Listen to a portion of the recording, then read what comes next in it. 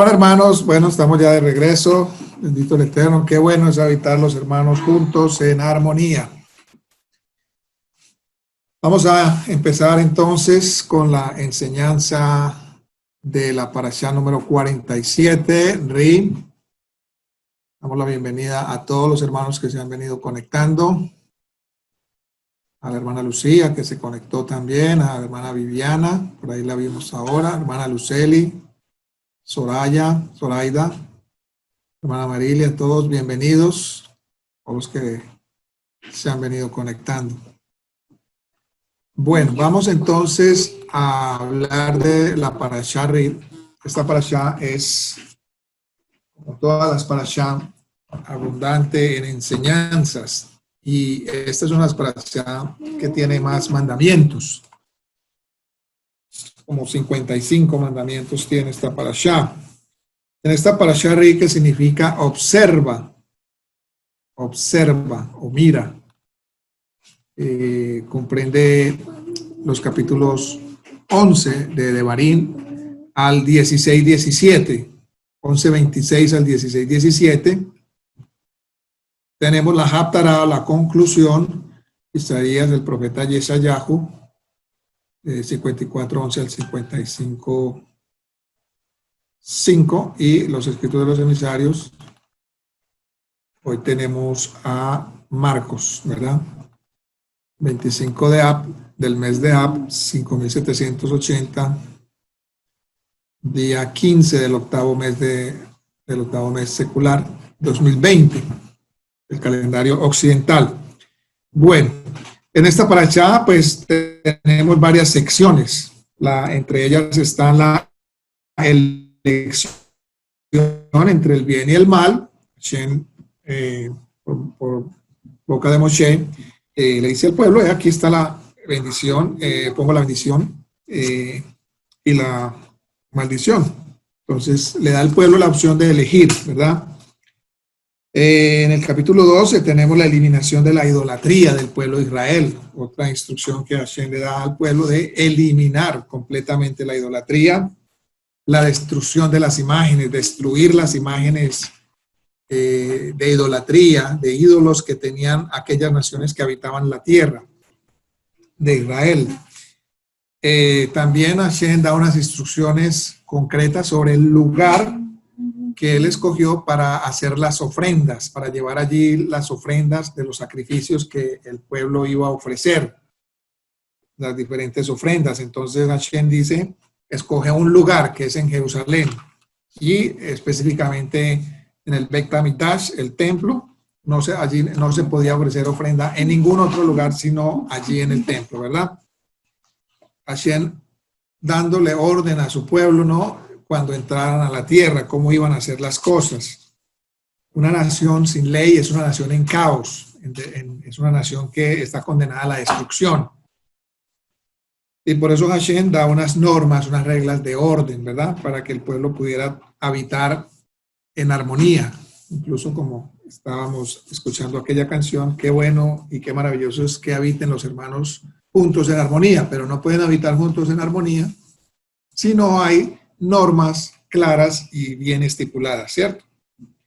Luego vemos también en este capítulo 12 las leyes respecto, o las instrucciones. Recuerden que ley o leyes es la palabra Torah, Toratot, significa instrucciones, ¿verdad? Entonces son las instrucciones que el Eterno da para respecto a comer carne, ¿cierto? Aquellas ofrendas que de pronto ellos llevaban al templo y que por alguna razón tenían un defecto, entonces no aplicaban para ser sacrificadas. Entonces él da esas instrucciones de cómo comer esas ofrendas. Tenemos también algunas prevenciones contra la idolatría en el capítulo 12.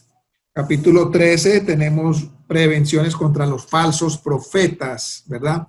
Aquellos que tuvieran visiones, sueños, pero que incluso que se cumpliera la señal, pero que invitaran al pueblo a adorar a otros dioses, ¿verdad? Entonces allí hay que identificar esos falsos profetas. El pueblo Hashem da esa instrucción al pueblo de identificar esos falsos profetas. También ahí en el capítulo 13, leyes o instrucciones referentes al castigo al castigo a aquellos que incitan a la idolatría, incluyendo familiares, ¿no? Aquí esto es muy estricto, ¿no? Aquí Hashem es bien estricto en cuanto a esto. Incluso dice, si tu hermano, si tu hijo, incluso la que duerme a tu lado, o sea, tu esposa, te incita a la idolatría, no encubras, dice, no encubras esa maldad, ¿verdad? Entonces vemos que en cuanto a la idolatría, es uno de los mandamientos más estrictos. Incluso hace parte de los 3 mandamientos por los cuales un judío tiene que morir, o sea, no puede transgredir, que son la idolatría, el asesinato y la inmoralidad sexual. Tiene que esa persona, o el judío en este caso, estar dispuesto a dar su vida antes que idolatrar, asesinar o cometer inmoralidad sexual. Bien, luego también Hashem hace referencia a aquellas ciudades que practican la idolatría, qué hacer con esas ciudades, ¿verdad? Capítulo 13, del 13 en adelante. En el capítulo 14, Hashem hace una reiteración acá por medio de Moshe, por boca de Moshe. Moshe hace una repetición de aquellos animales que son permitidos para comer, los que tienen pezuña hendida o partida en dos y que rumian. Deben tener esas 2 cualidades entre los animales vertebrados. Y si nosotros analizamos esos animales que rumian y que tienen partida la pezuña o hendida o dividida en 2, son animales herbívoros que comen hierba, ¿verdad? Plantas, no son animales carnívoros. Bueno, bien, luego da las instrucciones sobre los peces, que deben tener escamas y aletas. Ambas características deben estar en el pez para que puedan ser consumidas. Luego también da unas instrucciones acerca de unas aves que están prohibidas, ¿sí? Si ustedes notan, en este capítulo allí no se nombra la gallina o el pollo, ¿verdad? Como permitido, pero ni tampoco como no permitido. Entonces, ¿de dónde sale que la gallina es kosher? Bueno, ya eso, obviamente, pues los jueces y los sabios de Israel que hicieron sus estudios y profundizaron en el estudio de la Torá, entonces determinaron que el pollo, la gallina, es un animal permitido. Luego en el verso 22 del capítulo 14 están las leyes sobre el diezmo o el maser, la 10ª parte.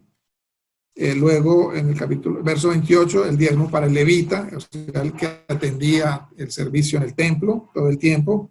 Capítulo 15, están las leyes del año sabático, del año Shemitah, o sea, cada 7 años la tierra tenía que descansar, o sea, la tierra cada 7 años se dejaba de sembrar, no se podía sembrar ni cosechar nada, absolutamente la tierra tenía que tener descanso. Y esto es bien importante porque la tierra también se cansa. Ayer escuchaba a un doctor que sabe mucho de medicina natural y él hablaba sobre el magnesio, ¿verdad? Que el magnesio es muy bueno para el consumo humano, tiene muchas propiedades y que las plantas verdes, toda planta verde contiene magnesio. Pero ¿qué pasa hoy en día? Que debido a que la tierra está cansada, la tierra ha tenido mucho trabajo, que la tierra también se le ha metido mucho fertilizante, entonces ya no produce, oigan esto, ya no produce el magnesio que producía antes las plantas. Ya la tierra no le da a las plantas el magnesio que le daba antes.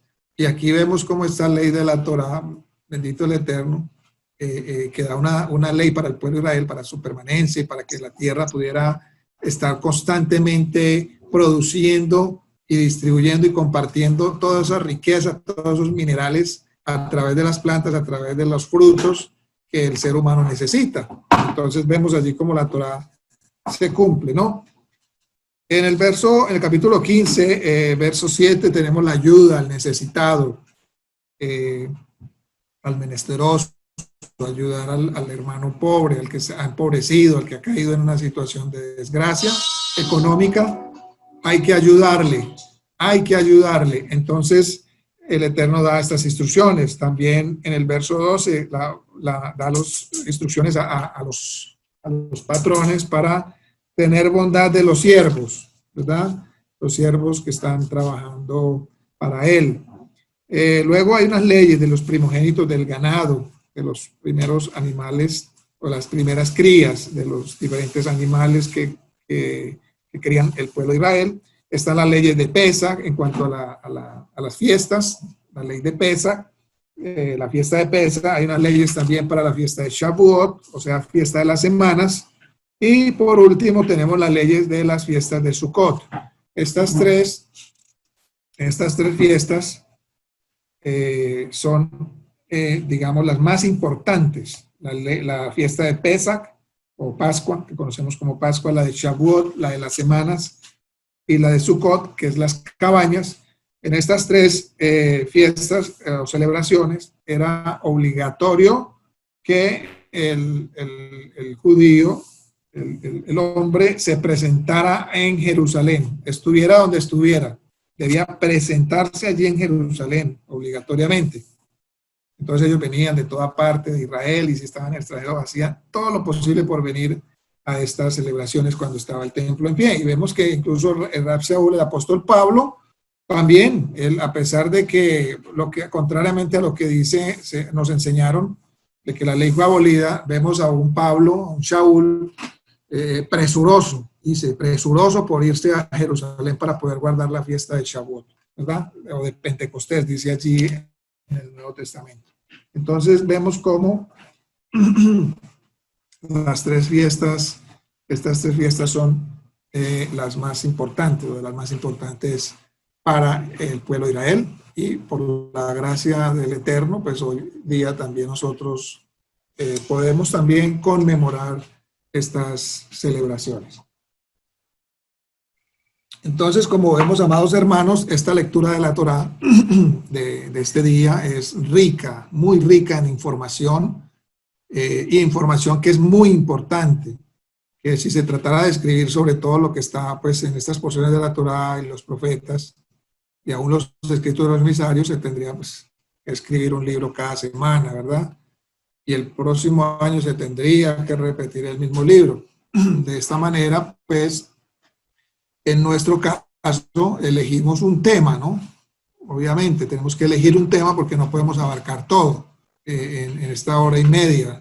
Entonces hay que elegir un tema y de acuerdo a la necesidad del cuerpo del Mesías, pues, exponerla para mantener el interés en la Torá y mostrar lo importante que es para todos, tanto para judíos como no judíos en el reino de Hashem, profundizar en la mayor revelación del Creador del universo, que es nuestro Padre, ¿cierto? De profundizar en esa revelación que Él da para todos los seres humanos.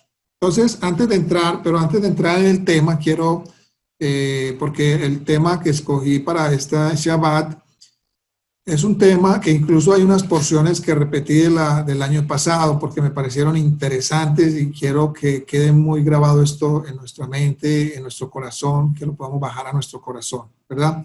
Entonces, pero antes de compartir el tema central, para este Shabbat quisiera hacer una corta mención acerca del maaser, ¿cierto? Del maaser o del diezmo. En hebreo es maaser.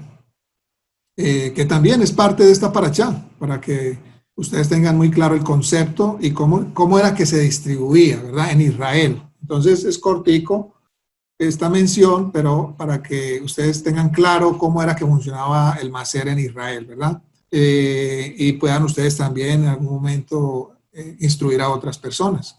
Entonces empezamos con el capítulo 14 de Deuteronomio, verso 28 y 29, donde dice: al fin de cada tercer año sacarás todo el diezmo de tus productos de aquel año y lo depositarás en tus ciudades. Y vendrá el levita que no tiene parte ni herencia contigo, y el forastero, el huérfano, la viuda que habitan en tus ciudades, y comerán y se saciarán, para que asiento Elohim te bendiga en toda obra que tu mano haga. Aquí se habla, como vemos en estos versos, se habla del diezmo para los pobres. Entonces, quizás algunos no saben o no sabían de que hay un diezmo para los pobres, porque uno escucha, incluso en redes sociales, en Facebook y todo, la gente en su ignorancia, ¿sí? no, que el diezmo, y eso es critican a todo el mundo, y que el diezmo por aquí, que más bien désenlo a los pobres, a la viuda y al huérfano, y que no sé qué. Claro, pues es que eso está en la Torá, pues eso no es ninguna revelación. En la Torá está que hay un diezmo para los pobres, que en hebreo se llama el Maaser Aní. Maaser Aní es el diezmo de los pobres. Entonces, hay tres clases de diezmos, hermanos, en Israel, en la Torá. Entonces, el levita, que era aquel que de la tribu de Leví, recuerdan que también lo hemos estudiado, incluso en los repasos de las preguntas, hemos estudiado que hay una tribu que fue escogida para servir en el templo, que es la tribu de los levitas. La tribu de los levitas se distribuyen en tres clanes, de acuerdo a los hijos. Leví tuvo 3 hijos, ¿verdad? De acuerdo a estos hijos, entonces, es que se distribuyó el servicio en el templo. Entonces, aquí vemos cómo el levita, el que servía en el templo, recibe el primer diezmo, pero este levita no eran los sacerdotes, ¿cierto? Porque de la tribu del hijo, de uno de los hijos de Leví, que era Merari, de allí se desprende otro grupo que es la tribu, los descendientes de Aarón. Todos los descendientes de Aarón, Aarón y sus descendientes, por todas las generaciones, iban a ejercer la función de Cohen Gadol, de sumo sacerdote, ¿cierto? Estos eran los que iban a entrar una vez al año a la parte más profunda del lugar santísimo. Y de ahí estaban los otros 2 clanes que servían en el sacrificio, en el altar, y servían pues allí en la parte externa, ¿cierto? Como cantores, como guardas. Entonces, dice allí que en la Torá que el levita recibe el primer diezmo, ¿cierto? Este diezmo se llama Maaser Rishon, o sea, el primer diezmo. El primer diezmo es para los levitas, ¿cierto? Los que servían en el templo. Los pobres reciben el segundo diezmo, que es el Maaser Aní. Este diezmo se daba en los años 3º y 6º del ciclo Shemitah, del ciclo shabático de los años. O sea, la tierra tenía cada 7 años, al 7º año tenía un descanso. Entonces, durante los 6 años había una distribución del diezmo. Entonces, los levitas recibían el diezmo los 6 años seguidos, ¿no? En el mismo año, en las fiestas de otoño, había también el tercer diezmo, que ese es el diezmo familiar, ¿cierto?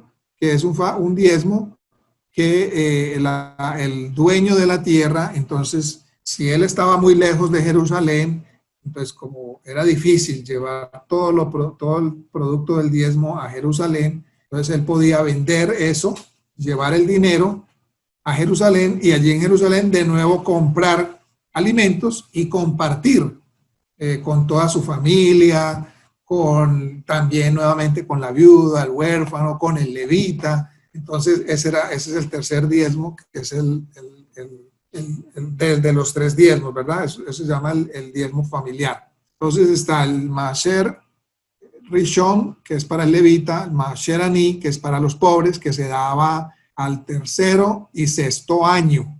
Entonces, ¿qué pasaba en el 3º y 6º año? Entonces, en el 3º y 6º año ya no se daba el diezmo familiar se reemplazaba por el diezmo de los pobres, ¿cierto? Entonces, en el 1º y 2º año se daba, el 1º, 2º, 4º y 5º, se daba el diezmo para los levitas y el diezmo familiar en las fiestas de otoño. En el 3er año y el 6º se da el diezmo para el levita, pero el diezmo que se daba para el diezmo familiar se reemplazaba por el diezmo de los pobres en el 3er y 6º año. Entonces, ese año, en el 3er y 6º, el dueño de la tierra tenía que recoger diezmo tanto para el levita como para los pobres en las fiestas de otoño, ¿verdad? Entonces, en el comentario de Torah con Rashi, en el verso 11 dice El diezmo maser es la porción del producto agrícola que debe separarse cada año y entregarse a sus respectivos destinatarios. Los diezmos se dividen en tres partes. El primer diezmo, maser rishon, que es el que se le da a los levitas. El segundo diezmo, maser sheni.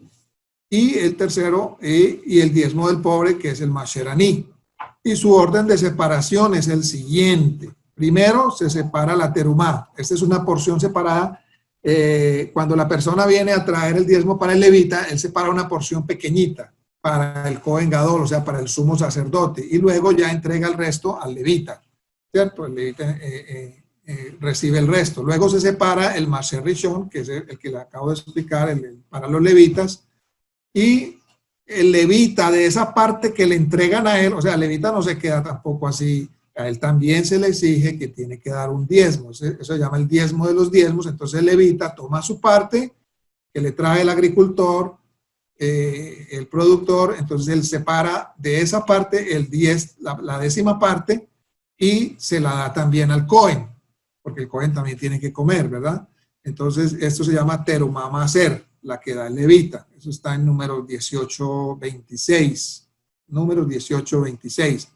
Tercero, entonces se separa el maser sheni, que es el segundo maser o el diezmo familiar, que es llevado a Jerusalén para ser comido allí, que es el que les comenté, que es el diezmo familiar que se hace también en las fiestas de otoño cada año. Se separa este diezmo.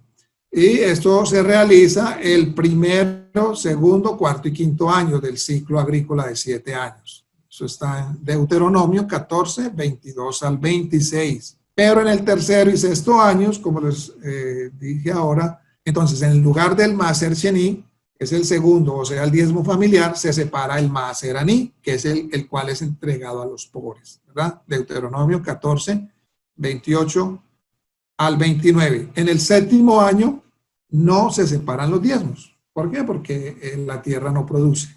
Hay que dejar la tierra totalmente descansando, ¿verdad? Que eso lo hemos visto en otras parashá, como Hashem providencialmente provee para 3 años de comida, para el sexto, para el séptimo y para el octavo, que es cuando la tierra nuevamente vuelve y se empieza a cosechar, ¿cierto? A sembrar, perdón. Entonces, mientras la cosecha está lista, pues obviamente hay que comer, ¿verdad? Entonces Hashem dice que la cosecha del sexto año va a durar incluso hasta el octavo, providencialmente, ¿ve? Entonces, porque la tierra tiene que descansar el séptimo año, ¿cierto? Bueno, entonces quería pues comentarles esa parte para que ustedes tuvieran claro cómo se manejaba el diezmo en Israel, cómo era la distribución de ese diezmo o de ese maser, maser rishon, maser sheni y maser aní. El maser para el levita, el maser para el maser familiar, que era comido en las fiestas de otoño, y el maser de los pobres, maser aní. Pero a su vez el levita tenía que dar un maser al Cohen Gadol, ¿cierto? Que es la terumá maser, ¿verdad? Bueno. Bien, ahora sí vamos entrando un poco en materia. Entonces, en este Shabbat leemos la Parashá Re. La apertura de la Parashá de esta semana indica una elección. Las personas acá, el pueblo, tiene la opción de pensar por sí mismo, ¿verdad? La Torá da esa opción, el Eterno da la opción que el hombre piense, reflexione, analice, ¿cierto? Escucha, por eso el mandamiento más importante, escucha, oh Israel, ¿cierto? Aprende y toma una elección coherente conforme a lo que has aprendido, ¿verdad? De Hashem. Entonces, esta posibilidad se le da a la gente. Bendito el Eterno, Él no ha hecho máquinas, Él no ha hecho robots, Él da la opción de escoger, Él nos muestra, nos enseña y nos da esa opción. ¿Para qué? Para pensar y elegir. ¿Cierto? Entonces esta opción la da a la ciudad, a la comunidad, a la familia y aún hasta el individuo, ¿cierto? Cualquiera puede pensar, cualquiera puede elegir, ¿verdad? Así nos ha dado esa capacidad, bendito sea su nombre, de pensar y de elegir.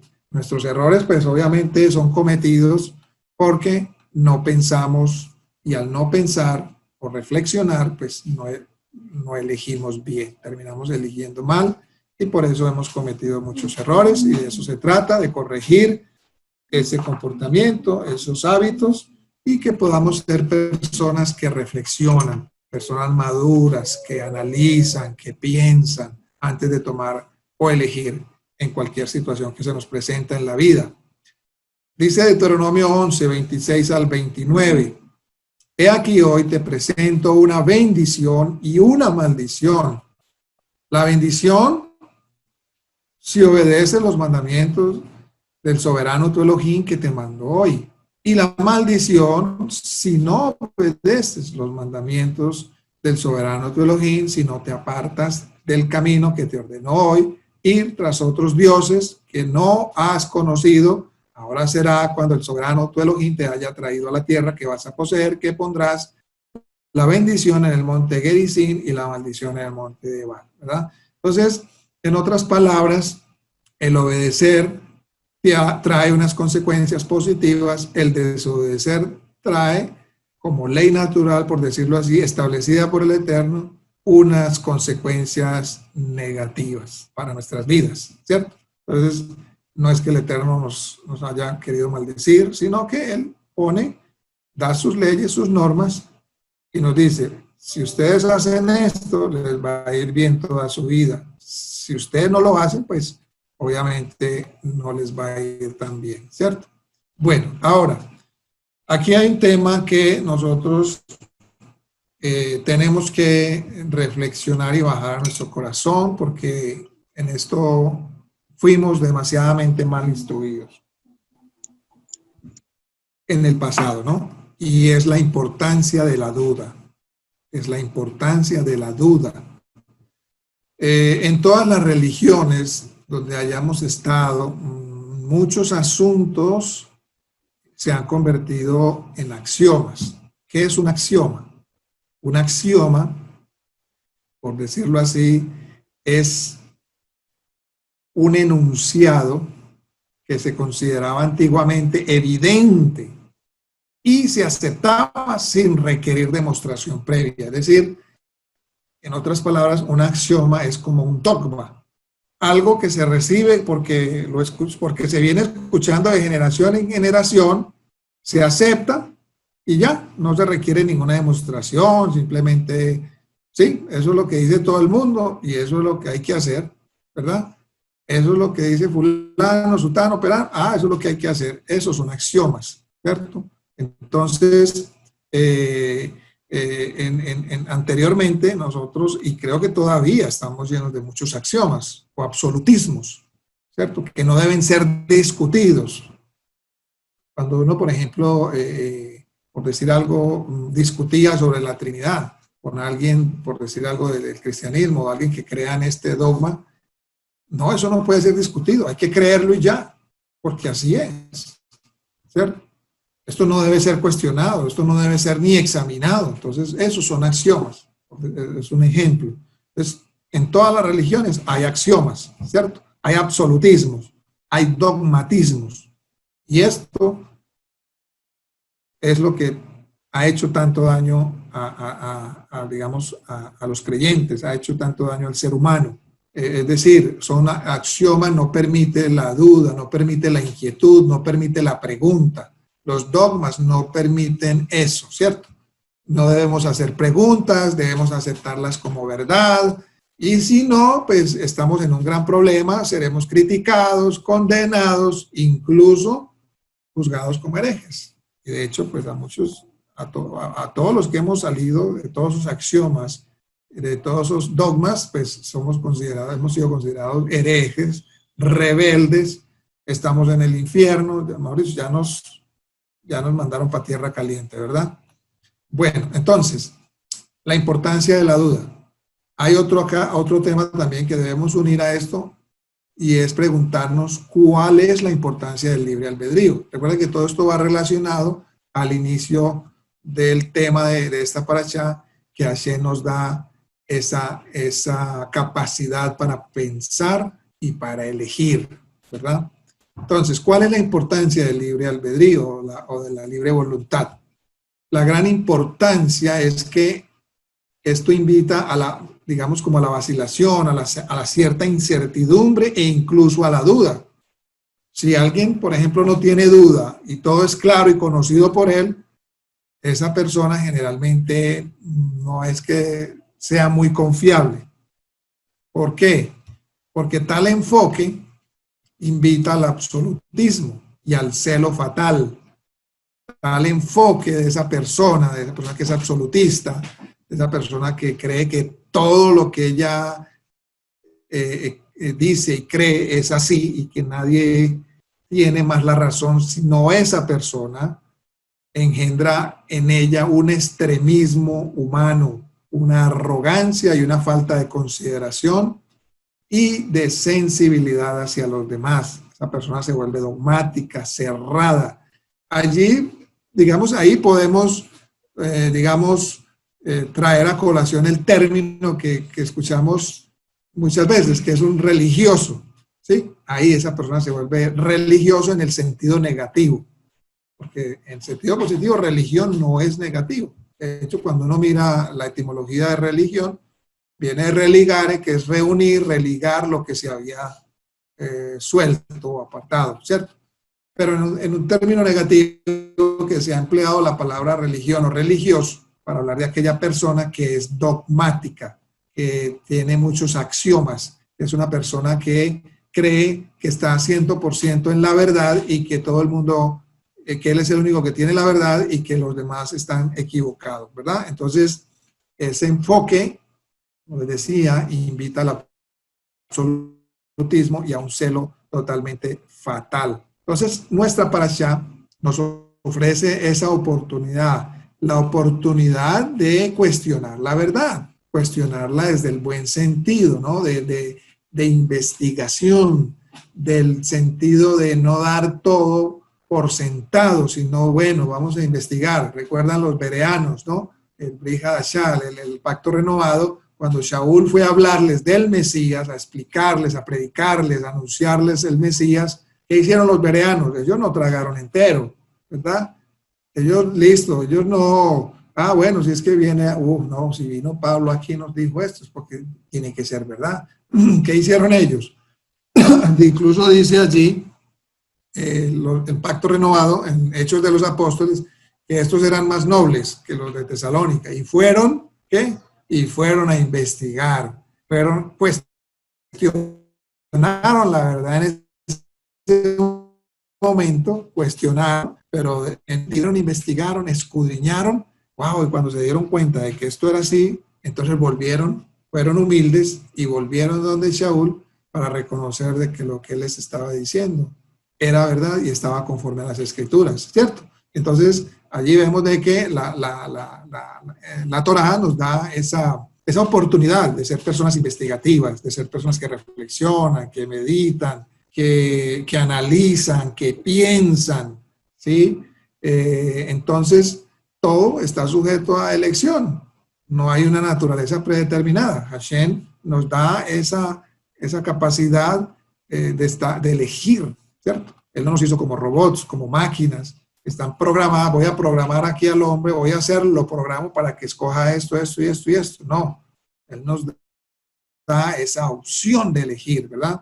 Incluso vemos que desde el mismo Gan Edén, desde el mismo Edén, paraíso, Él le dio la opción al hombre, ¿cierto? Él le dijo, bueno, aquí tienen todos los árboles, pueden comer, pero de aquel no vayan a comer, ¿cierto? Les dijo simplemente, de ese no vayan a comer, ¿verdad?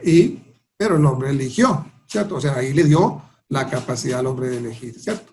Entonces, no hay fe, no hay emuná que venga sin la agonía de dudas, pruebas, estudio exhaustivo y luego más pruebas y más estudios. Se dice incluso que Abraham fue probado 10 veces, el pueblo de Israel fue probado 10 veces en el desierto. Yeshua mismo fue probado. Yeshua mismo tuvo incertidumbres y dudas en los tiempos, como dice allí el libro de Hebreos, los tiempos de su carne. Él allí, Padre, si es posible, pasa en esta copa, pero no se haga mi voluntad sino la tuya. Juan el Bautista tuvo dudas, envió a 2 de sus discípulos al Mesías a preguntarle a Yeshua, ¿verdaderamente eres tú el que estábamos esperando o no? Cuéntanos. O sea, todos tuvieron dudas. El profeta Elías tuvo dudas, incertidumbres. Moisés tuvo dudas, todos ellos tuvieron dudas. Como seres humanos, no estamos exentos, hermanos, a tener dudas, a tener inquietudes, pero eso es parte de nuestra fe. Eso es parte, tener pruebas, ¿verdad? Es parte del proceso por el cual todos tenemos que pasar, ¿verdad? Entonces, si atravesamos este tormento, cuando nosotros atravesamos este desierto, ¿no? De incertidumbre, de dudas, de inquietudes, pues, ¿qué obtendremos allí? Lo que vamos a obtener es una fe, una emuná completamente pura, una fe modesta y una gran preocupación por los demás, ¿verdad? Es decir, en otras palabras, el no ser absolutistas, el no pensar que tenemos toda la verdad. Y esto, verdad, que ha hecho mucho daño, y se los digo por experiencia, hermanos. Yo fui una persona muy absolutista. Yo fui una persona de la que estamos hablando acá. Yo fui una persona dogmática. Yo fui una persona con muchos axiomas. Y a través del quebranto y a través de toda esta agonía de dudas, de pruebas, a través de muchas situaciones, Baruch Hashem, para gloria y honra del Eterno, mi actitud ahora es diferente. Ahora yo doy lugar a la duda, a la inquietud, para investigar. Si alguien viene y me explica algo, digo, bueno, vamos a mirarlo, vamos a estudiarlo, vamos a analizarlo, no me cierro. Baruch Hashem, ¿cierto? Obviamente siempre siendo prudentes, y siempre estando dispuestos a defender la verdad, pero con humildad y con mansedumbre, ¿cierto? Para ser un buen maestro hay que tener humildad y mansedumbre, lo dice la misma palabra.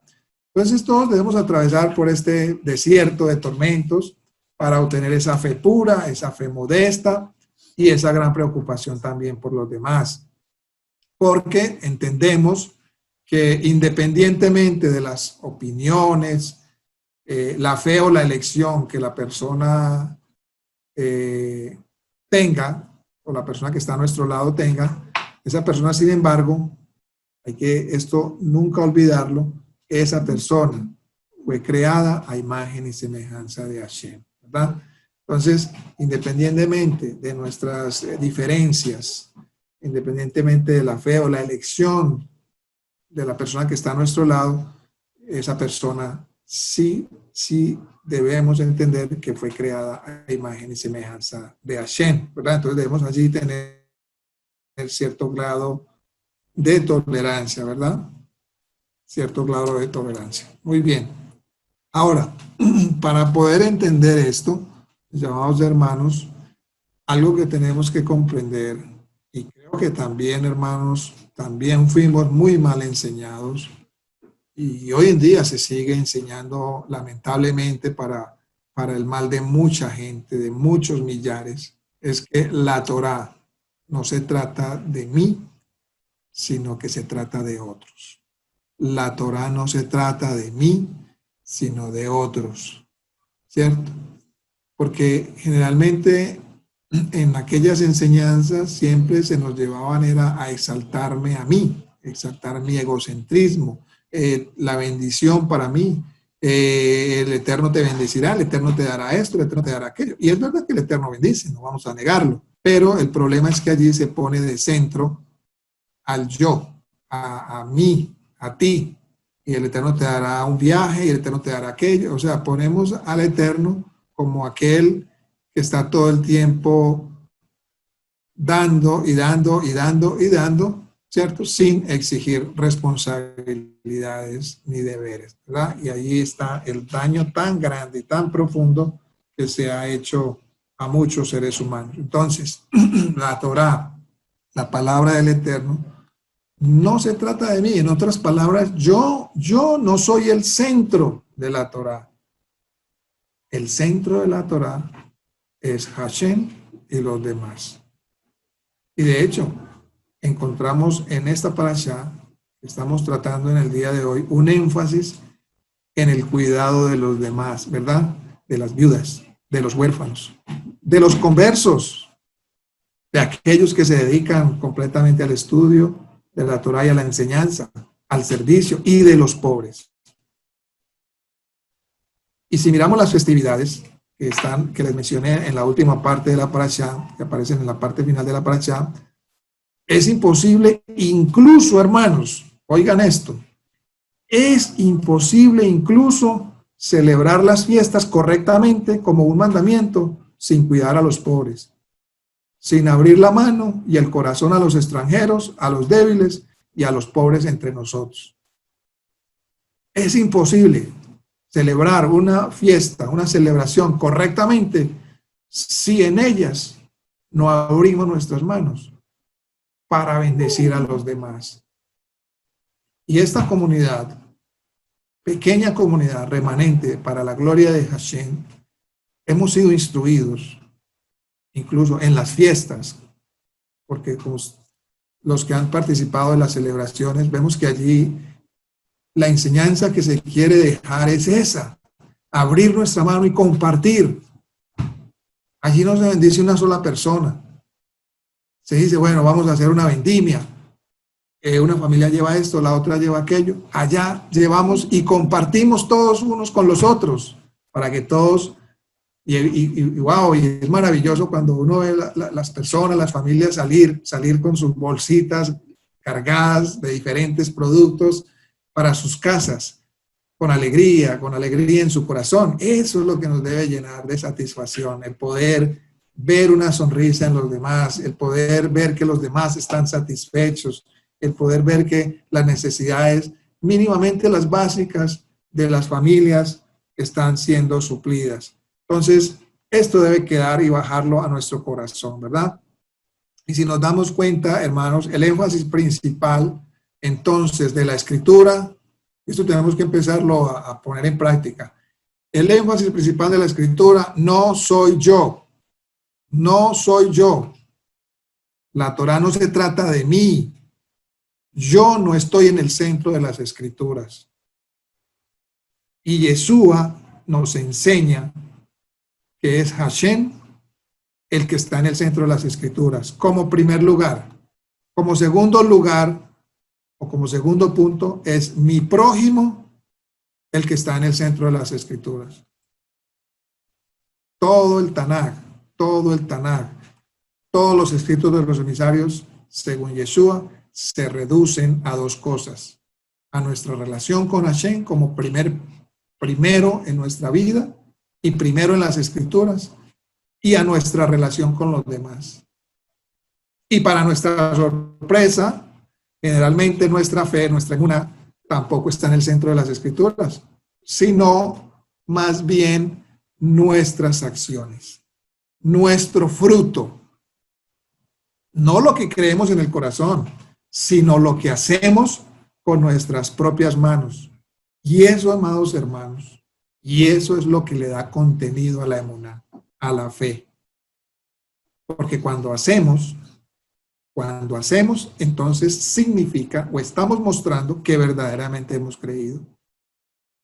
Pero en la Torá no hay tal cosa, hermanos, como creer sin hacer. Tenemos que bajar eso a nuestro corazón y salirnos de esa instrucción que nos dieron anteriormente errada. Que la fe es una cosa abstracta, sin hechos, sin acciones, porque se nos enseñaron que las obras son del Antiguo Testamento, que todo es por gracia y que ya no tenemos nada para hacer. Y eso ha dañado también mucho al pueblo, eso ha dañado mucho a las iglesias cristianas. Y nosotros, el Eterno, bendito sea su nombre, nos está restaurando de una manera increíble, de una manera orgánica, para que nosotros, como dice la Escritura, no solamente seamos oidores, sino también que hacedores. Entonces no se puede concebir la fe, la emuná, sin acción. No se puede concebir, ¿verdad?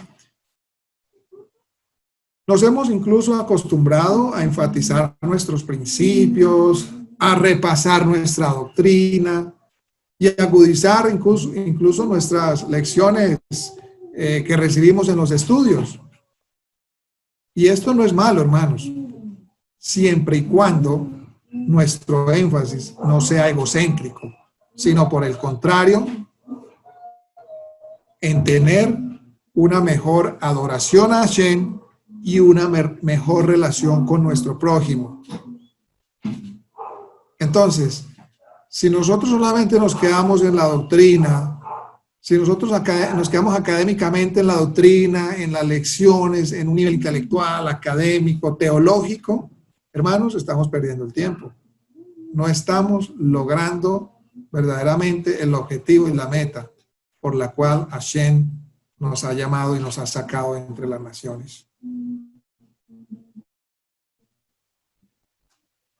Y esto también, hermanos, y esto no solamente incluye a mi más cercano, esto no solamente incluye a mi familia, a mis amigos, a los de la comunidad, a los más cercanos.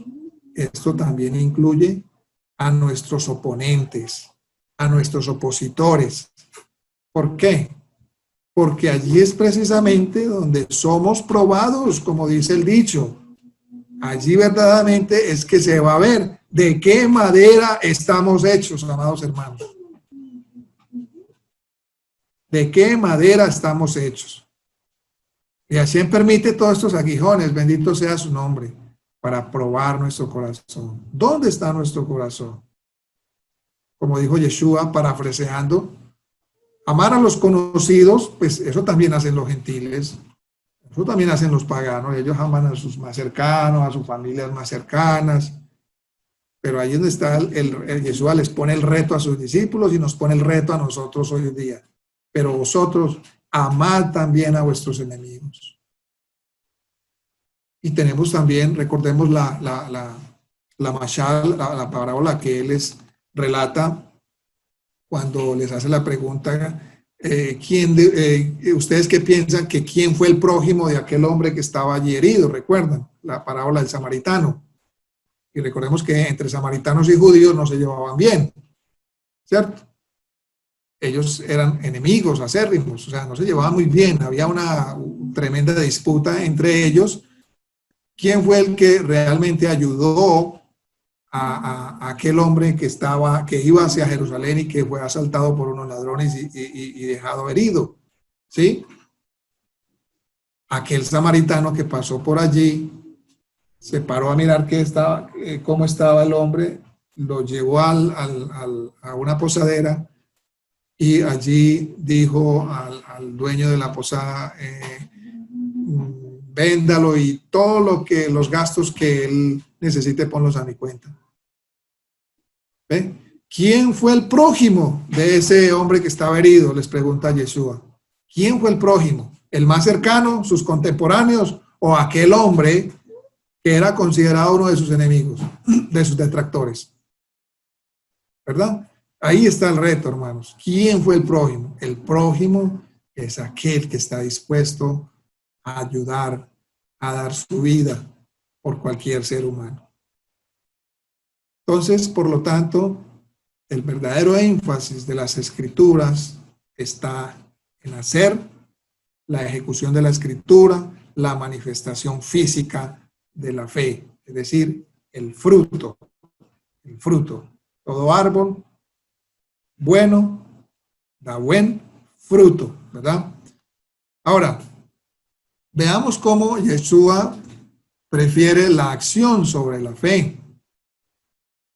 Uno de los pasajes de los escritos de los emisarios que siempre me ha traído y siempre ha sido muy significativo ha sido el juicio de las naciones. Recuerdan Mateo 25, Yeshua coloca a los justos a la derecha y a los no justos, a los malvados, los coloca a la izquierda, ¿cierto? Cuando reúne a todas las naciones. Ahora, ¿qué dice el rey? En el relato de Yeshua, ¿qué dice el rey? Entonces, dice el rey, cuando habla a los justos, el rey les dice, me diste agua porque tenía sed, me diste de comer porque tenía hambre, me ayudaste porque era miserable. Ahora, ¿cuál es la respuesta de los justos? ¿Cuál es la respuesta de estas personas, de estos que fueron colocados a la derecha? Entonces ellos le dicen al rey, Señor, nuestro rey, ¿pero cuándo? ¿Cuándo estabas hambriento o sediento o necesitado? ¿Cuándo? Yo ayudé a muchas personas, ayudamos a muchas personas, pero incluso las recordamos a todas. Me puse en contacto con todas y cada uno, presté atención personalizada a todas. Pero Señor, yo no te recuerdo, disculpa, pero creo que estás confundido. Quizás alguien más te ayudó. Y miren lo que le responde el rey. Aquí estoy parafraseando más o menos pues la respuesta que dieron ellos, pues, y la estoy ampliando de una manera parafraseando. Ahora, el rey Yeshua, ¿qué les respondió? Todo lo que hiciste por esas personas y esas familias que necesitaban ayuda es 100% como si lo hicieras personalmente por mí. Entra en tu herencia, entra en el reino de los cielos. Miren que allí Yeshua no les dice, venga, es que como usted se aprendió muy bien la lección tal o tal o tal, es que como usted se aprendió tal versículo o usted se aprendió de memoria toda la Torá, entonces vengan y entren al reino de los cielos. ¿Verdad que no les dice eso? Sino por lo que hiciste con ellos. Es como si lo hubieras hecho conmigo. ¿Sí? Entonces aquí vemos, hermanos, lo que estamos hablando. La Torá no es, yo no soy el centro de la Torá. Para mí, el centro de la Torá debe ser Hashem y los demás. Ese es el centro. Hashem y los demás. Yeshua incluso aquí no menciona la fe en absoluto. Él aquí no dice, no habla de fe ni de nada, sino que lo que él menciona aquí es si ayudaron o no ayudaron.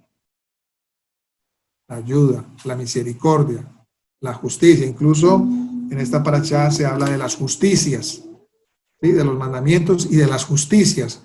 Y recordemos que Yeshua reprime, le da una reprimenda fuerte a algunos de los fariseos porque ellos tenían en cuenta las minucias de la Torá, aquellas cositas de hacer esto, de lo ritual y todo eso, pero los reprende y les da una reprimenda fuerte porque se habían olvidado de lo más importante de la Torá, que es la justicia.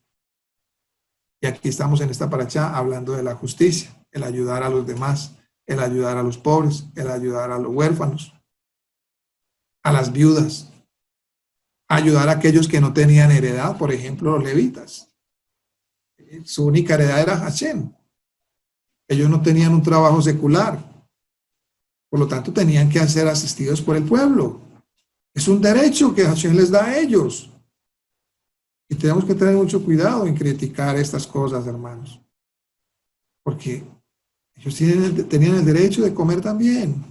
Tenían familias que también tenían el derecho de comer y de vestir, pero por estar ocupados todo el tiempo en la obra de Hashem, pues no tenían tiempo para salir a trabajar.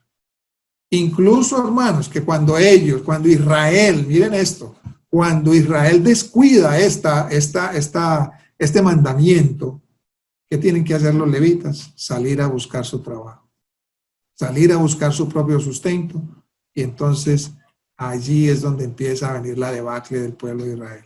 Porque no había quien estuviera dedicado a las cosas del Eterno, porque no había quien estuviera dedicado a enseñar las leyes, la Torá, ¿verdad? Entonces, en esto nosotros tenemos que ser muy cuidadosos también, no hablar por hablar, no hablar a la ligera, pensar, reflexionar, meditar y entonces tomar buenas decisiones.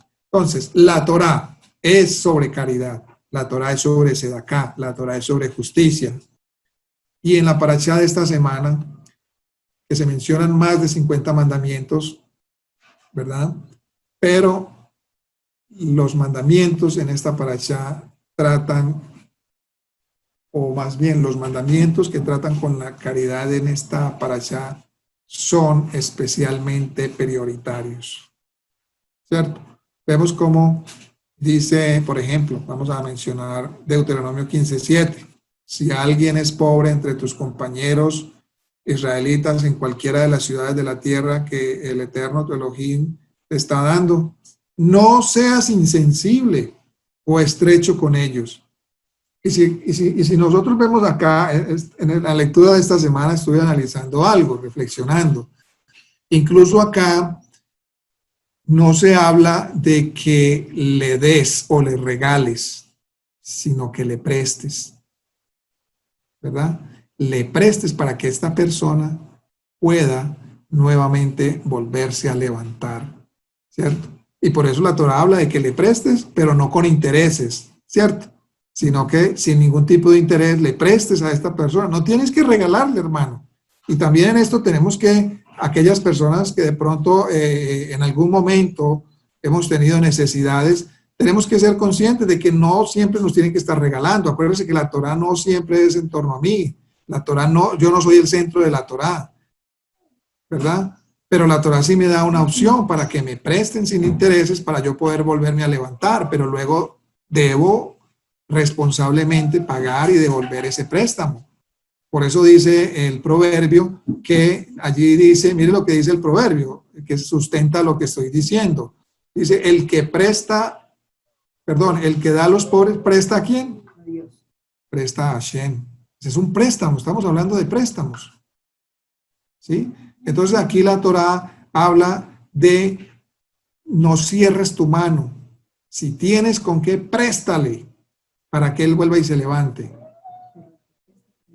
Entonces ahí vemos cómo la Torá también habla de estas responsabilidades también para aquellos que pueden ayudar a levantar al otro y obviamente también al que recibe el préstamo cuando ya se levante, cuando ya esa persona, digamos, ya tome ese rumbo, ya se vaya solito, pues acordarse de que debe devolver, ¿cierto? Muy bien. Entonces, dice allí también en Deuteronomio 15, 8 al 11, el mandamiento dice, sé con las manos abiertas. Y ese mandamiento aquí aparece 2 veces. Sé con las manos abiertas, aparece 2 veces, Deuteronomio 15, 8 al 11. Entonces, igualmente, la parashá continúa con mandamientos adicionales que cuidan, para cuidar a los pobres, ¿verdad? Y hoy aprendemos también, como les hablé anteriormente, pues en esta parashá, que hay un diezmo para los pobres en cada tercer año, que es el diezmo de todo que este diezmo de todo el año va hacia los pobres y hacia los necesitados. También hay una cancelación de deudas al 7º año. ¿Sí? Se debían perdonar las deudas a aquellos que no pudieron pagar porque realmente no pudieron salir adelante. Hay una concesión de préstamos, incluso cuando se acerca el 7º año y la entrega de pagos o algunos tipos de diezmo a un esclavo que terminó un periodo de esclavitud. Entonces vemos que esta parashá es rica, como les decía ahora, es prominente en estos mandamientos de caridad, ¿verdad? En hacer caridad, o sea, la Torá tiene, muchas veces la gente se equivoca, piensa que la Torá son regulaciones, son cosas para poner tropiezo, no, la Torá habla de justicia, la Torá habla de amor hacia el prójimo, la Torá habla de caridad, de justicia, incluso el mandamiento que dice, sé alegre en tu festival, ¿cierto? Porque hay que estar con alegría en los festivales, en los 3 festivales que les mencioné al principio, incluye también los extranjeros, los huérfanos y las viudas. O sea, ser alegres en dar, ser alegres porque estamos ayudando a otros que están en necesidad, a otros que no pueden sustentarse a sí mismos, ¿verdad? Como el extranjero, los huérfanos y las viudas. ¿Cierto? Los extranjeros, pues porque llegan a un lugar y no conocen a nadie, no tienen cómo salir adelante. Entonces hay que ayudarlos a que ellos tomen su propio rumbo con su familia, se establezcan y puedan ser parte de la sociedad y también puedan el día de mañana también ser dadores alegres, que puedan ayudar a otros, ¿verdad? Los huérfanos, pues porque no tienen quien los sustente y también las viudas, ¿cierto? Bien, entonces, ¿qué podemos llevarnos nosotros? No podemos llevarnos nada con nosotros, ¿verdad? Cuando partamos de este mundo es algo que también debemos meditar y reflexionar porque la gente atesora y atesora y atesora aquí como si hubieran nacido para hacer semilla todo el tiempo, como si nunca fueran a morir. Y eso atesoran. Entonces esa gente piensa que como los faraones de Egipto, que después de que mueren los entierran con las joyas y con todo eso, así también hacían muchos de los nativos de acá, de todas estas tierras, que los enterraban los caciques, los enterraban con las joyas y con todo eso, ¿cierto? Entonces, pero no, el apóstol Pablo muy bien lo dice, nada trajimos a este mundo y nada nos vamos a llevar. Y el libro de Apocalipsis dice que las buenas obras es las que nos van a seguir. Eso es lo único que nos vamos a llevar, hermano, las buenas obras que hicimos nosotros mientras estuvimos en vida. Y en este contexto de la caridad y de que no podemos llevarnos nada, les voy a comentar, no sé si creo que en algún momento ya se las había dicho, una historia, pero la voy a repetir. Quiero comenzar con una historia que nos deja una reflexión. Hace unos años murió un exitoso hombre de negocios, un judío de mucho dinero, tenía mucho dinero, era un hombre muy conocido, era un hombre muy rico, pero era una persona amable, ¿cierto? Era una persona amable, una persona buena, una persona dadivosa. Él ocasionalmente donaba a causas y organizaciones o fundaciones de niños pobres, de viudas, de huérfanos, ¿verdad? Este hombre, cuando él estaba a punto de morir, entonces llamó a sus hijos y les confió 2 sobres cerrados. Les da 2 sobres cerrados, pero les ordena, él les dice que el primer sobre lo abran inmediatamente después de su muerte. Cuando él muera, abran el primer sobre.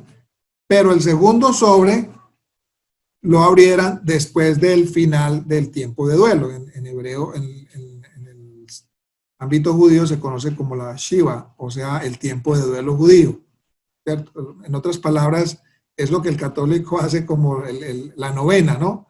Pero aquí se llama la Shiva, que es un tiempo de duelo, ¿no? Entonces, que el segundo sobre lo abrieran apenas terminara el tiempo de duelo, ¿cierto?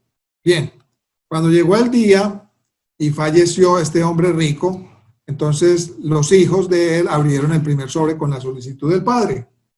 ¿Qué decía el sobre? Quiero ser enterrado con mis calcetines puestos o con mis medias puestas, ¿cierto? Ese era el deseo del papá. Ahora, ¿qué pasa?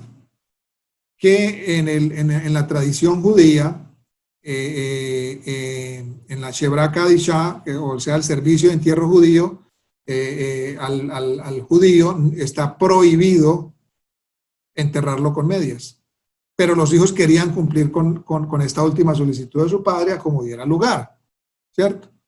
Entonces, ellos insistieron ante el servicio de entierro que por favor, que le mostró la carta, mire lo que dijo mi papá, que lo enterraran con las medias puestas, pero ellos, obviamente, los del servicio de entierro, insistieron que de acuerdo con la ley judía, ningún hombre debía ser enterrado con medias. Total, que todas las súplicas, los gritos, las amenazas e incluso grandes sobornos no ayudaron.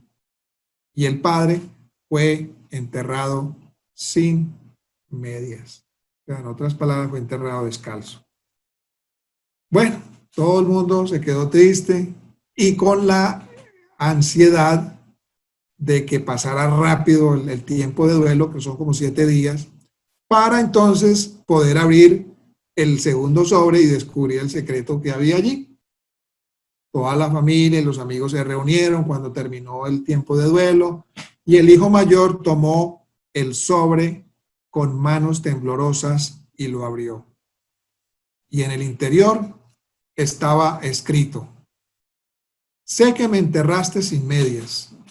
Solo quería mostrarle que no importa cuánto dinero y propiedades tenga en el mundo, cuando lo dejes, no podrás llevarte ni un par de calcetines miserables.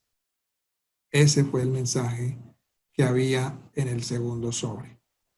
Entonces, amados hermanos, nada trajimos a este mundo y nada nos vamos a llevar. Lo único que nos vamos a llevar son las buenas obras que hicimos para ayudar a nuestro prójimo.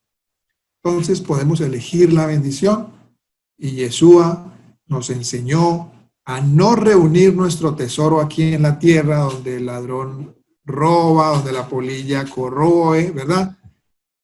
En otras palabras, no atesorar en este mundo, porque todo esto puede perder su valor, puede ser robado, pudrirse o simplemente desaparecer. En cambio, Yeshua nos anima a almacenar nuestro tesoro en el cielo, donde se guardan nuestros ahorros, donde hay allí se nos apunta todo. Allí, cuando uno hace la consignación, el banco registra todas esas consignaciones, ¿verdad? Allí hay un interés especialmente grande, incluso 10 veces más grande. Entonces, la parashá de esta semana nos enseña que la elección es nuestra, podemos elegir la bendición, podemos elegir cumplir la palabra de Dios, cumplir los mandamientos para llevar la fe a una ejecución, es decir, para que la fe verdaderamente, como dije al principio, tenga contenido. La palabra de Hashem entonces nos promete una bendición que como resultado trae shalom, trae tranquilidad, seguridad, fecundidad inclusive, éxito, salud y alegría en la familia. Y hay un verso que me llama poderosamente la atención desde la parashá, ya lo he leído, pero quiero volverlo a leer, Deuteronomio 15, 7, 8, si alguien es pobre entre tus compañeros israelitas en cualquiera de las ciudades de la tierra que el Eterno tu Elohim te está dando, no seas insensible o temerario hacia ellos, más bien sea abierto y presta. Mire lo que dice acá, y presta libremente lo que necesiten, ¿verdad? Y recuerdo una paradoja, ¿no? Que cuando un bebé nace en este mundo, ¿cómo nace el bebé? Pero con las manos abiertas o cerradas. Cerradas. El bebé nace con las manos cerradas, hermanos. Nace así, él es con las manitos cerradas y para uno abrirlas, le toca a uno abrirlas. Claro, ¿por qué? Porque el ser humano viene a este mundo siempre con la intención de ¿qué? De recibir, de quiero, por favor, a ver, ¿cierto? Pero cuando el ser humano muere, ¿cómo muere con sus manos? Abiertas, ¿verdad? Abiertas. Miren las paradojas de la vida, hermanos. Entonces, el mandamiento aquí es claro, debemos ayudar a los pobres, debemos ayudar a aquellas personas y familias que están en apuros, no debemos olvidarnos que la Torá habla de justicia, que la Torá habla de caridad, de sedaká, incluso que nosotros hemos tenido un concepto errado de lo que es la justicia. Nosotros pensamos que justicia o caridad es que yo estoy haciendo bien a mi prójimo porque yo le estoy dando, le estoy prestando, pero resulta, hermanos, que en la concepción de la Torá, eso no es la justicia. La justicia es que tú eres simplemente un administrador y que tú estás simple y llanamente administrando la parte, no solo lo tuyo, lo que te pusieron para ti, sino que le estás administrando a otro que no ha sabido administrar o no puede administrar. ¿Verdad?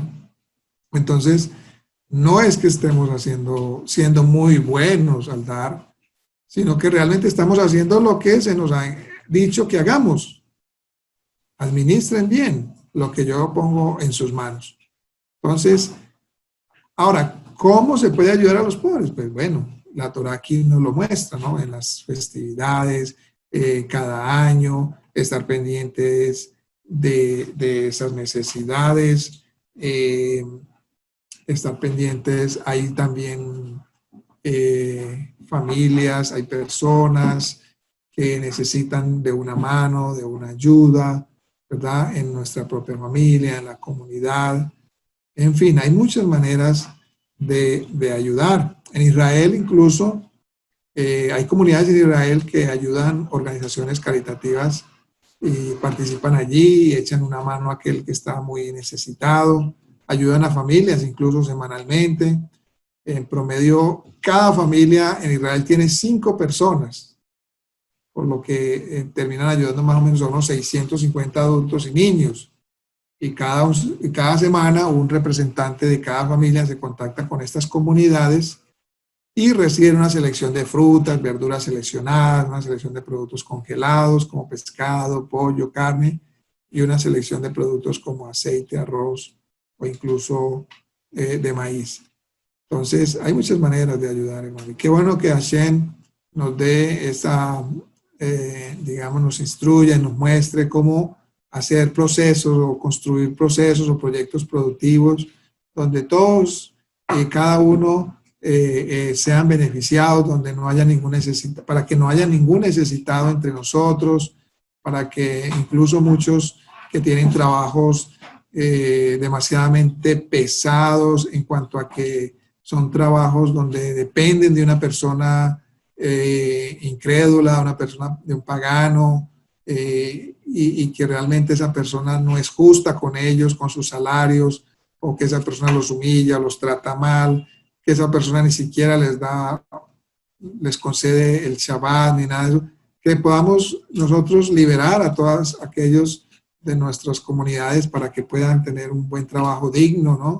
Que puedan realmente ser productivos, que trabajen con alegría, trabajen para el bien común, ¿verdad? O sea, que Hashem nos dé una visión clara, una visión donde podamos como comunidad estar bien unidos y trabajar para el bien de todos, ¿verdad? Entonces, esta porción semanal de la Torá, hermanos, enfatiza esa entrega a los pobres, la preocupación por los débiles en la sociedad, en la comunidad, el cuidado de aquellos que son diferentes a nosotros, en fin.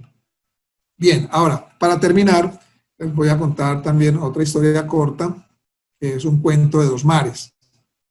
De acuerdo a esto, ya cada uno de nosotros se va a identificar con cuál mar es, ¿cierto? Hay dos lagos en la tierra de Israel, dos grandes ríos o mares.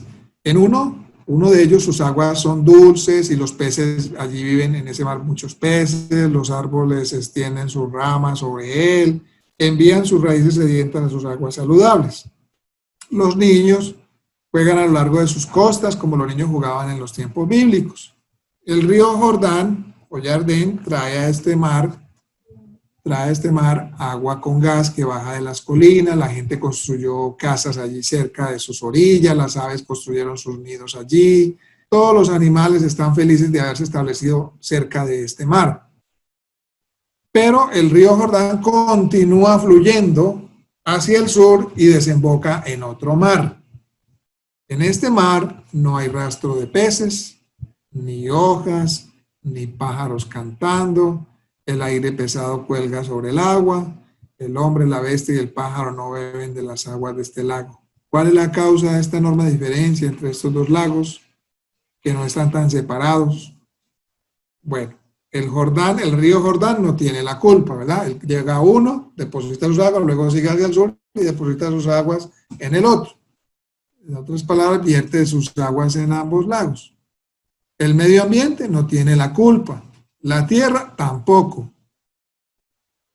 El mar de Galilea recibe su agua del río Jordán, que es el mar que estamos hablando, que es un mar que da peces, que la gente se estableció allí, los árboles, las aves pusieron allí sus nidos, ¿cierto? Pero, ¿cuál es la diferencia? El mar de Galilea no almacena el agua para sí mismo. Por cada gota que fluye hacia él, emite una gota. El segundo lago, ¿qué pasa con el segundo? Almacena el agua que entra con la avaricia de un avaro. Él no va a renunciar a su agua. Cada gota que llega a este se mantiene allí. O sea, se queda ahí estancada. No se riega hacia otro lugar, sino que esa agua se queda allí estancada en ese mar, ¿verdad? Entonces, el mar de Galilea da y por lo tanto es un mar vivo. El segundo mar no da y por lo tanto lo llaman el mar muerto. Entonces hay dos tipos de lagos en Israel y hay dos tipos de personas en el mundo. ¿Cuál de estas personas somos?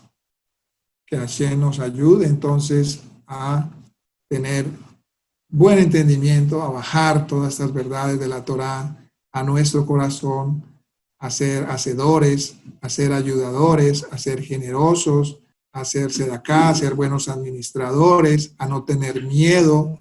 Una de las cosas, hermanos, y lo digo por experiencia también, y mi esposa es testigo. En mi pasado, una de mis temores y miedos es a que no voy a tener cómo pagar esto o aquello. Por lo tanto, tengo que quedarme con esto y dejarlo allí porque es que se me va miedo, o sea, un miedo total y no voy a tener cómo pagar esto o aquello, ¿verdad? Obviamente hay que ser inteligentes, hay que tener buena administración, no ser derrochones tampoco, porque ese sería el otro extremo, ¿cierto? Hay dos extremos, miedosos a que se va a acabar, a que es lo que tengo en la mano, lo que me da la dependencia, con lo que cuento es verdaderamente, allí está mi fe, en lo que tengo en la cuenta de ahorros o debajo del colchón, ahí está mi fe, ahí se limitó mi fe, ¿verdad? Pero tampoco ser del otro extremo de ser derrochones, sino con la sabiduría de Hashem, ser buenos administradores, confiar en Hashem, que si Él te dice, dar, porque es que Él es el que nos va a proveer y es Él el que nos sostiene, ¿verdad? Y cuando yo tomé la decisión, para gloria y honra de Hashem, escuchar a mi esposo, que me habló Hashem por ese lado, y me puse a analizar y a pensar. Analicé y pensé y verdad, me di cuenta que estaba errado, ¿sí? Que realmente yo estaba siendo miedoso y que no estaba confiando, que mi fe era una fe, una fe inútil, una fe que realmente, ahí era una fe religiosa, lo puedo decir así, y verdaderamente yo no estaba confiando en Hashem, realmente no estaba teniendo la confianza en Hashem y que mi fe era puesta en las cosas materiales, en lo que yo tenía en el momento, ¿verdad? Hermanos, y tomé la elección, la decisión de dejar atrás ese hábito y en verdad que para gloria del Eterno se abrieron muchos campos, no estoy lleno de riquezas, no soy rico ni nada de eso, pero nunca ha faltado el alimento en nuestra mesa, nunca han faltado para pagar las cosas necesarias. De un lado, del otro, viene, hermano, la bendición. A veces ha habido momentos en que no he tenido y wow, viene así, sin yo pedirlo ni abrir mi boca y ya Hashem conoce mis necesidades y viene esa bendición para suplir las necesidades, hermano. Entonces, es animarles a que confiemos en Hashem, que si Él nos está hablando a ser generosos, demos, hermano, vaciémonos con toda confianza de que el Eterno, bendito sea su nombre, no abandona a aquel que es ayudador, a aquel que es generoso, a aquel que es bondadoso. Bendito sea su nombre, para que no haya ningún necesitado entre nosotros, para que todos tengamos esa paz, esa tranquilidad y sobre todo podamos ver la alegría, la satisfacción, el gozo en las demás personas. Eso es lo que nos debe satisfacer, que todas las personas estén alegres, contentas, ¿verdad? Que puedan tener la satisfacción, nuestros hijos, nuestros niños, nunca se vayan a acostar sin un alimento, nunca se vayan a levantar con la incertidumbre de que no, y ahora qué van a comer, ¿verdad? Que podamos nosotros llegar a ese nivel y cumplir ese nivel que exige la Torá, ese nivel de justicia, ese nivel de ser acá, ese nivel de amor por nuestro prójimo. Que tengamos todos un buen Shabbat, un Shabbat de paz, un Shabbat lleno de vida y sobre todo un Shabbat lleno de agua viva que es la Torá y nuestro Mesías. Shabbat Shalom para todos mis hermanos. Que Hashem nos bendiga.